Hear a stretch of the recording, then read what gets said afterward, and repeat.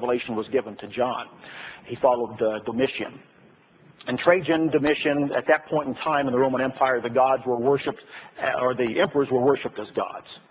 And part of that worship involved you had to make sacrifice to the emperor, and to make some type of a sacrifice to prove your loyalty and fealty to the emperor.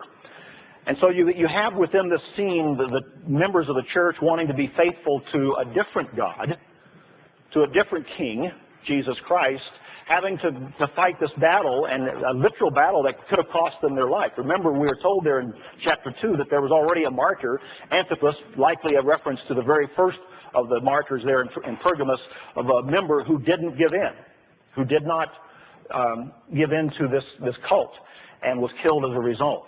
And so you had this challenge to the members that was ever present in their life of being forced to make a sacrifice to the emperor as a god to prove their loyalty, or to remain faithful to their newfound faith and religion that was coming under increasing attack at the time, and being faithful to God.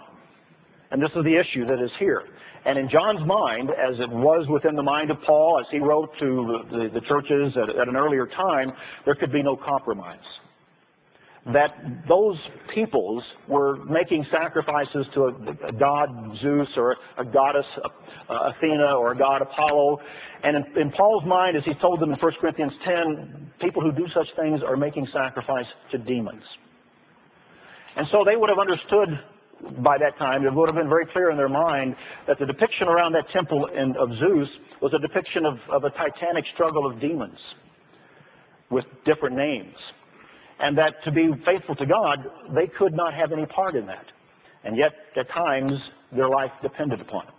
And this is the challenge that John is addressing to the church there at Pergamos, dealing with the cult of the emperor worship. And so again, there would have been no question in their minds as to what they were dealing with in that time and place. Now, we sometimes get into an academic exercise as we study these subjects from antiquity, the first century Roman world, and what they had to deal with in terms of their religion, and as they transferred it literally to an emperor. And we see the connection to the church here in the book of Revelation, and the challenges that they had. And even as we read these letters to the churches in Revelation, chapters 2 and 3, and as we focus on the message to Pergamos, you know, it's easy for us to look at that as the ancient world and not see the application to us in our modern times.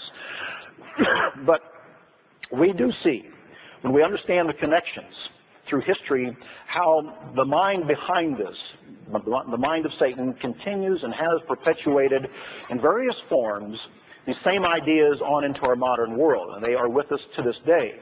We look at, as John did, and he identified this system centered in Rome, the Roman Empire, as a part of this structure of the beast that was prophesied by the prophet Daniel.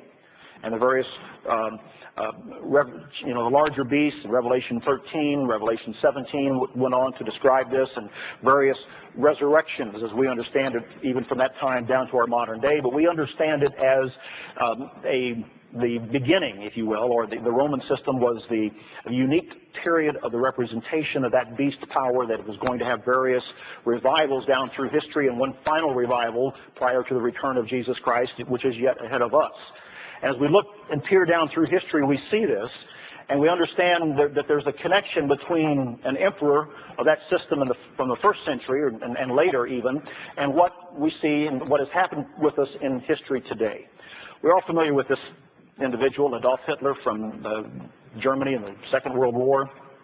And to our time and in our place, he's kind of the representation of, shall I say, evil and tyranny, and what he did and what he was allowed to do. It's a fascinating story that never really goes out of fashion in our time today. Since going to Germany in September, I've kind of been perusing through a number of books just to brush up on some of my understanding of the period of Nazi Germany in the 1930s and Hitler's rise to power, and trying to, again, just understand that. And the number of books that are continue to come out to try to explain what happened in this person, what he led during World War II, still goes on. We can't get away from it. Some show I was watching recently mentioned that probably the Second World War is the most significant event in history outside of the resurrection of Jesus Christ. It was a religious person talking, so they gave duty to Christ's resurrection, but they said that the Second World War probably had a larger impact on history than anything else.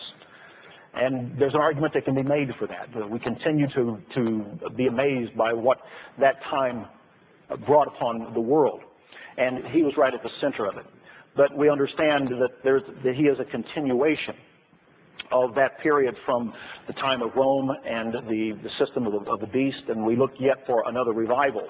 One of the things that I found that was interesting, and kind of after going to Berlin, seeing this altar, looking into its history, and studying again the connection with Germany, was something that was pointed out to me, and I've done a little bit of research to find. I want to just make a connection with you just for an interesting point here. This is a picture of a structure in the city of Nuremberg, Germany, southern Germany.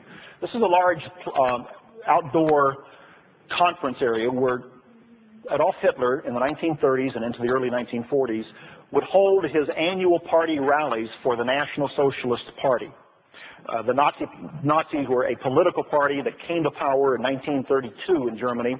And so what we refer to as Nazi Germany, we have to understand, was a political party that came into being and seized power, and within a very short time seized and converted Germany into a dictatorship that led to the abuses of the late 1930s and ultimately the war and the Holocaust and all that came with it. But it was a political party. They held their annual political rallies in Nuremberg.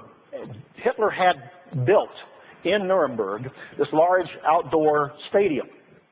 Part of it is still extant, but those of you that have seen some of the films and the pictures from that era have probably seen some of these where there were hundreds of thousands of Nazi followers, troopers, and members of the party would rally here, and they would hold their big torchlight parades and ceremonies. And this structure was built as a centerpiece for that. And this was the large reviewing stand where Hitler would stand right out here in the middle of it, and many of the officials would stand here and watch all the parading, and that would take place out in the center here. This is a picture of it here. This is a drawing, and what you're looking at is the model for this was taken from that altar of Zeus that was in the Berlin Museum. Albert Speer was Hitler's architect, and he designed the buildings of the Third Reich. And he designed this outdoor amphitheater, or theater, not an amphitheater, but this outdoor scene for Hitler's party in Nuremberg. And Speer wrote in his memoirs that he designed it after the Pergamon altar that at that time was already within the museum there in Berlin. And again, here's the model that we see from the model that is in the museum itself. This is the old altar of Zeus. You see the end facades here and all of the steps. So keep that in mind when you look at it. And this is as it stands in the actual model itself. But this is the scene with the Nazi rally. This is the reviewing stand back here. This is actually Hitler right down here. He's dedicating a memorial right there during one of the rallies. But this is what it looks like today. This is the ruins of it. It's still there. This is the middle section, and it was right up in here is where Hitler would stand. If any of you have ever seen the movie Triumph of the Will, it was a documentary of these rallies done by a German photographer named Leni Riefenstahl. And she shows one of the nighttime reviewing ceremonies here, and Hitler stood right out here in the center and reviewed the proceedings of his troops and his followers there. So if you go to Nuremberg today, you can see this. But what you're seeing, I just found it an interesting connection that when Albert Speer, the architect, designed this for the National Socialist Party, he took his inspiration from the altar